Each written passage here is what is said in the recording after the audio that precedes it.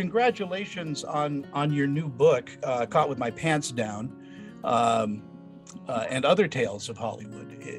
It's a very, very funny book. Thank you. I am happy to hear it. It was intended to amuse and occasionally move. You get people that are a little nervous that you're writing a book when they hear it, and then obviously it's you're not really making fun of anybody, but. No, I think I only completely trashed 3 people, and one of them's dead, so they can't sue me.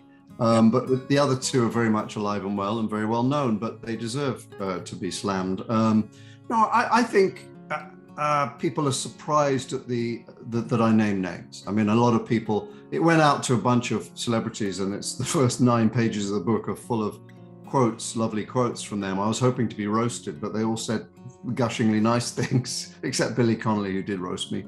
So it's sort of I mean, I think I rehabilitate some people's images, actually. That one chapter where I say there's 10 A-listers, major A-listers I've worked with, and 9 I loved, and 1 was a 4 asterisks word. And then I explain why I love the 9 and why I really didn't like the 4 asterisks person. And I think that some of those people are prime candidates because they have terrible reputations and they're kind of thought of as difficult.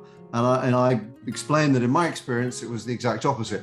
So I don't think it's I mean, it's a tell-all for sure. And I reveal a lot of stuff about myself and a lot of other people. And it is literally full to the rafters of name dropping, which is shameless. But, and delightful at the same time. Yeah, it's been my life, yeah. So I don't think anyone contacted me and said, I'm worried that what you're going to write about me, but because I also kept it quiet until I'd finished the book. So yeah, I think it's kind of a revelation in some ways. It's a tell-all in some ways, yeah. As a young man, when did you start realizing that you wanted a career in show business? Was it the writing end of it? Did you fall in love with that, or did you fall in love? No. I wanted to be a professional footballer or soccer player, as you would say here. And then I was about 14 or 15, and I realized that there was one thing holding me back on that, and that was I was useless in terms of being a professional. I was good enough to captain my school team and play for a decent level at university, but that was about it. And I've played ever since on an amateur level. But about the age of 14 or 15, I was self-aware enough to realize that was not where my main talents lay. And I was a bit bored at school. I was quite good academically, but I was not very interested in a lot of stuff. So apart from English and history. So I auditioned for the school play a year earlier than I should have. And for some reason they cast me. And I do remember I was 15, I think, at the time, years old. And I remember standing in the wings before my first entrance of my first ever play. And I remember feeling incredible rush of adrenaline and being more terrified than I've ever been in my life. But at the same time, I knew it was what I was going to do for the rest of my life. It was a weird moment because it was just like, yeah, this is what I'm actually going to be doing. And, that was it. I then was on that path, and I did go to university as a plan B, as my father referred to it, to get a degree in something. And that plan B has actually been great because as it was in English literature, and that's helped me with the writing. So it was good advice. And then, but that was the moment I knew. And then, as I explained in the very first chapter of the book, the moment of truth came at my first day at drama school. And that's where the bug bit you. Well, no, I mean, it wasn't so much the bug bit me. It was the moment of truth because, I mean, I can tell you the story. It's if we have time. We have all the time in the world. It was my first day at drama school. I'd been to university. I wasn't used to getting up before about noon and shuffling into college, to do a few classes a year. And then I was suddenly sort of thrust into the situation where I had to be professional. And I was really hungry by the time it came to lunchtime because we'd done a whole morning. And so people brought lunch in, or they went out to where they were staying to go home. And I went off to a small Chinese restaurant down the street. There was a little hole in the wall. And I ate everything on the menu, literally everything. I was so hungry. And I waddled back to the school, the drama school. And I looked at the notice board to see what was up next. And it was a class called Movement. Now, the only movement I wanted at that moment was nothing to do with what they had in mind. So we had this class in this massive studio, and there was a mat laid out, a blue mat. We had to wear these awful, I mean, I don't know what they were thinking. The women wore leotards, so they were great. And the men had to wear black tights and black turtleneck sweater things. And it was just hideously embarrassing. And you're trying to impress everyone on the first day that you're either cool or you can act or whatever. So I go into this class, and there's a sort of slightly camp teacher, American teacher actually, who says, okay, we're going to do headstands, and you come up here, you get into your headstand, 2 spotters will hold your feet, and then you roll out of it. I'll say release, and you roll out of it. So I watched a few people do this, and they were doing it admirably well, in my opinion. And I kind of had my turn, and I kind of just got into the headstand, and I was sort of thinking, oh, this is okay. I can do this. And then he goes, and release. And they let go of me.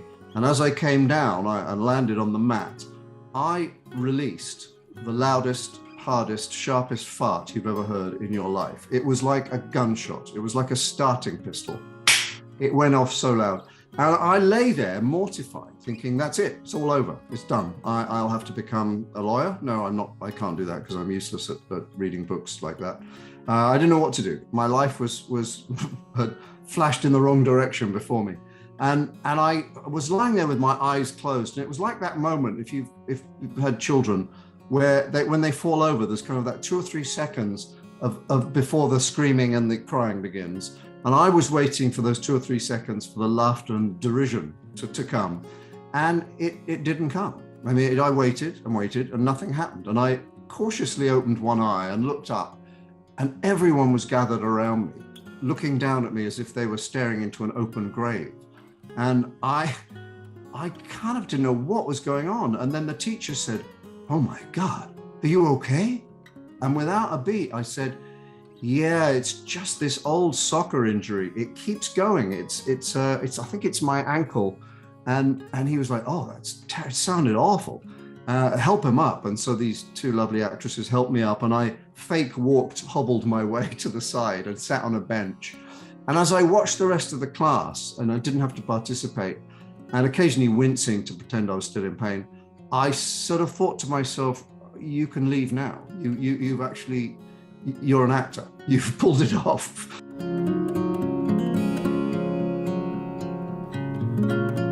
Millions of people are losing their dental coverage every year or can't afford dental care due to the high cost. Just a simple cleaning can cost over $100. But there is an answer, TDA. For about $1 a day, Total Dental Administrators covers over 200 dental procedures. Whether you're an individual, a family, self-employed, or retired, TDA has a plan that's right for you, starting about $1 a day. So call or click for your free information kit and see how affordable dental health can be.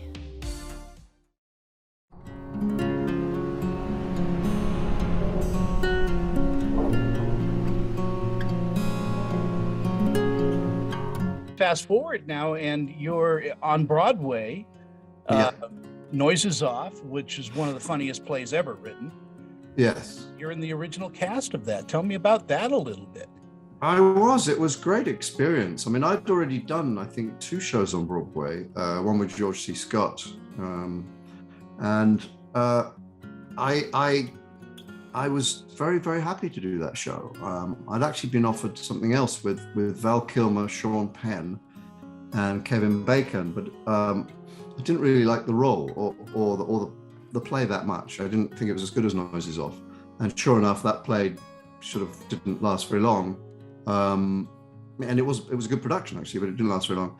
And Noises Off became this kind of sensation, you know. I mean, it had already opened a year before in London, and I was in the original American cast, and it was phenomenal. I mean, I've never heard laughter like that before or since in a theater.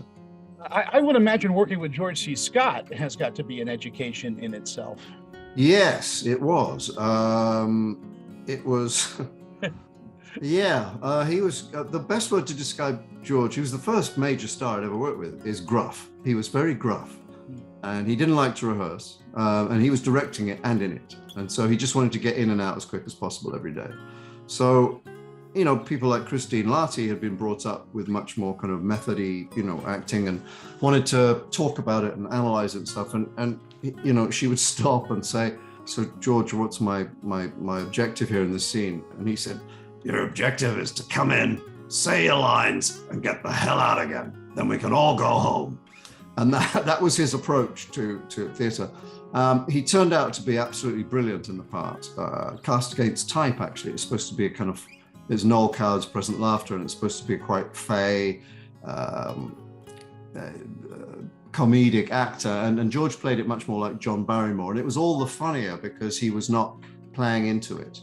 And Nathan Lane was in that production, Christine Larty, Dana Ivey, Kate Burton. It was her first ever show out of drama school. So it was a great cast.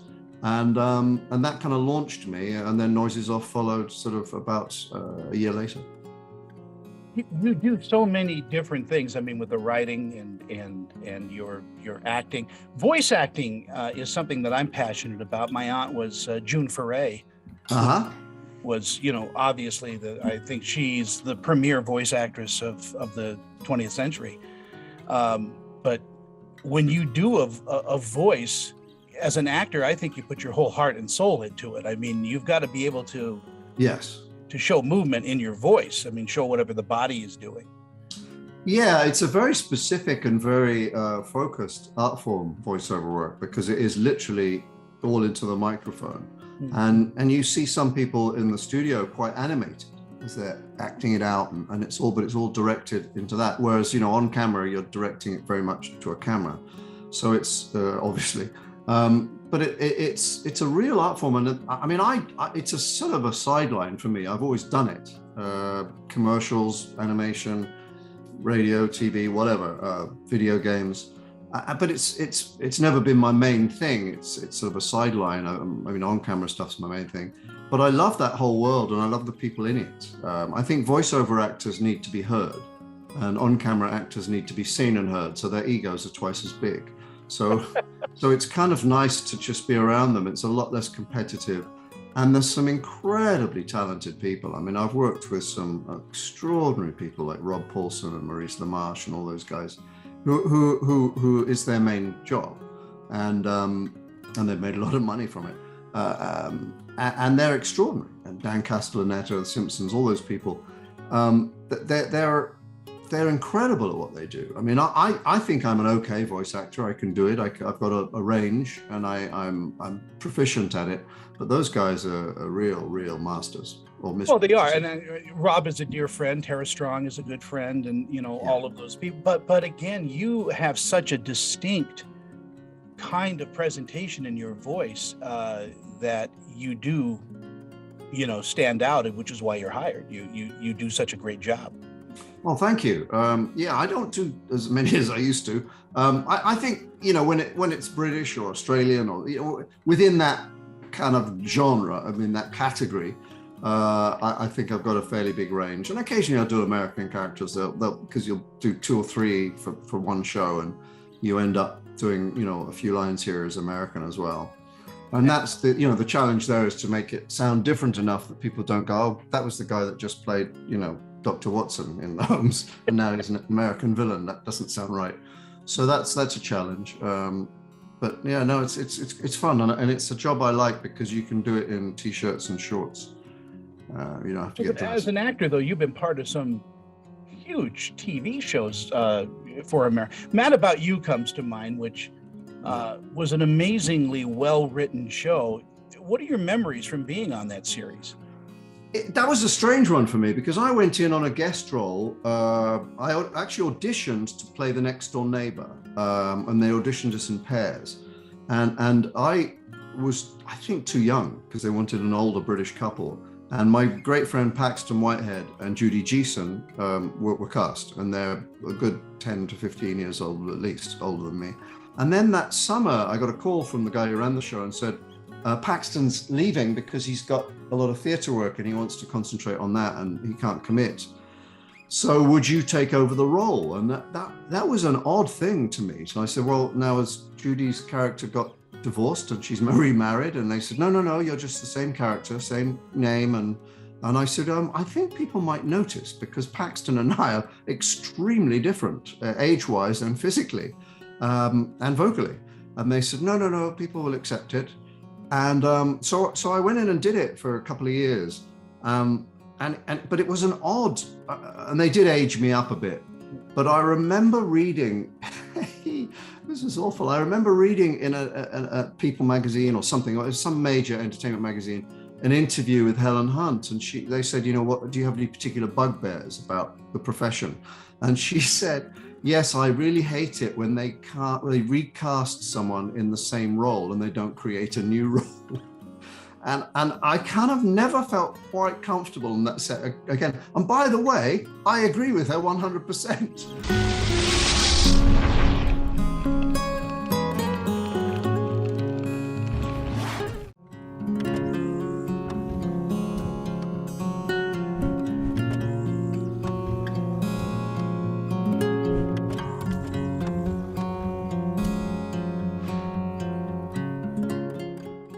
In growing up in England, were you affected at all by the Carry On comedies and the Hammer films? Did you watch all that? Yeah, I was pretty young when they were coming out, but yeah, they were kind of goofy to me and funny, in a sort of titillating way. They were just nuts, and I was more interested in them because they contained some of the biggest comedy stars from television and the stage. But yeah, I mean, I think by the time I got to a certain age, I thought these are pretty bad. And I think when I discovered Monty Python, I realized that there was a way to be funny in a cleverer way and a sillier way, and there was more possibilities than the Carry On films. I cut my teeth on those, watching those movies from England, and my gosh, 5 Million Years to Earth, the Quartermass movies, and I just thought those were so well produced and so well written. They even hold up today. I don't think they can remake them. The Carry On films, they definitely couldn't. I mean, I looked at one recently and thought about that, and they're just too dated now. They're too dated. They were of an era that now they just seem, we've moved beyond that. What's the hardest part about publishing a book? First of all, getting it published, but that was, that was another lesson in rejection, as if I hadn't had enough in my life through being an actor and a writer. But luckily, I sort of found the right home. I found this great publisher in Vermont, Gordon McKellen, has Dark Frog Books, and it landed on his desk by mistake, because I tried to submit, the script to them via the normal means, and I couldn't do it. So I think I transferred it to him, and he said he normally passes them on, and he sat down and just started flicking through it one evening, and he said I went to bed at 3 or 4 in the morning because I read the entire book. I said I was stuck from cover to cover, and he said I just was riveted, and it was funny, and I loved it. And he said I think there's a couple of things you need to change and a couple of things you need to cut because they're too rude, and we got into business together. He offered me a deal, and we a publishing deal, and we did it, and it's been a very good experience. It's been lovely. So that was the hardest thing then. And then for me, writing it, the hardest part was actually, it was really that I don't look back very much. I look forwards or right in front of me. And so to look over my shoulder and look backwards, although I was in my early 60s when I did that, and it was a time when you can start assessing where you've come from and where you are. I don't think I'd have done it without the pandemic. And so it just gave us all a chance to stop, take stock, reevaluate, reboot. And so it felt organic, at that time. But it was harder than writing, normal screenplay or TV show, because it was writing about myself and my interactions with people, and having to get things right because it was all true. I wanted it to make sure it was true. And then you have to sort of sift through what's really of interest to everybody, because I didn't want to write, and then I did this film, then I did that play, and then I did that TV show. That's not interesting to me. So I knew it wouldn't be interesting to anyone else. So each chapter for me, had to have some anecdote, at least one, preferably more, that was funny or interesting or impactful to everybody, to every reader, that whether they are in show business, they like show business, or they hate show business. It doesn't matter. I wanted the book to have as wide an appeal as possible. And there's some sports stuff in it because of my lifelong affiliation with a soccer club in England. And again, the stories about that didn't make it into the book unless they were funny or interesting or had some value of a lesson that I would draw some philosophy out of it in the telling of the book. And most of the stories, I do kind of have a little conclusion or a moral at the end of it, you know, saying, well, this is what I learned and may it be a lesson to you. Particularly the chapter called A Poo on a Train, which is my great friend Diedrich Bader, the actor, said he will be on his deathbed, remember that story and actually die laughing. It is extraordinary, and it's the basis for the title of the book.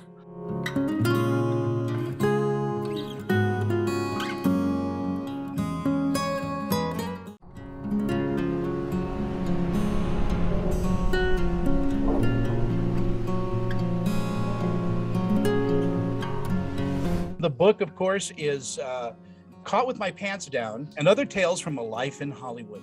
And there's the back cover, tastefully hidden. It's very tasteful. It is.